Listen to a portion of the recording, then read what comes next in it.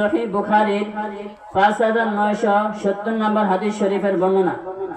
عن عبد الله بن مسعود رضي الله تعالى عنه قال سألت النبي صلى الله عليه وسلم হযরত আব্দুল্লাহ ইবনে মাসউদ রাদিয়াল্লাহু তাআলা আনহু থেকে বর্ণিত, তিনি বলেন, আমি রাসূল কারীম সাল্লাল্লাহু আলাইহি ওয়াসাল্লামকে জিজ্ঞাসা করলাম, ইয়া রাসূলুল্লাহ, ইয়া হাবিবাল্লাহ, জীবনে তো অনেক আমলের কথাই বর্ণনা শুনেছি, অনেক আমলের কথাই শুনেছি, কিন্তু কখনোই তো আল্লাহর নিকট সবচেয়ে প্রিয় আমল কোনটি, আল্লাহ তাআলার নিকট সবচেয়ে ভালো আমল কোনটি, এই কথাটিকে কোনো সময় শুনি নাই, আপনি আমাকে একটু বলে দেন।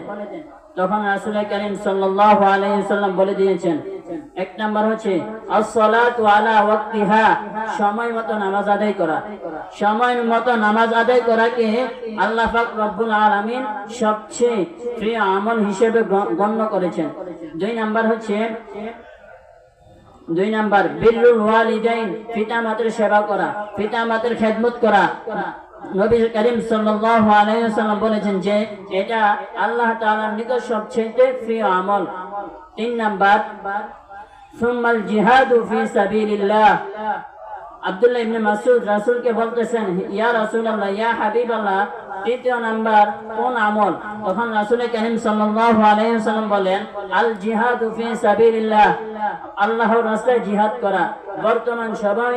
বর্তমান সমাজের মধ্যে যারা জিহাদ নিয়ে আলোচনা করে, জিহাদের কথা বলে, তখন আমাদের সমাজের কিছু কিছু মানুষ রয়েছে, তারা বলে যে জিহাদ নাকি জঙ্গি। যারা এই জিহাদকে জঙ্গি বলবে, তাদের ঈমান আছে কিনা আমার সন্দেহ আছে।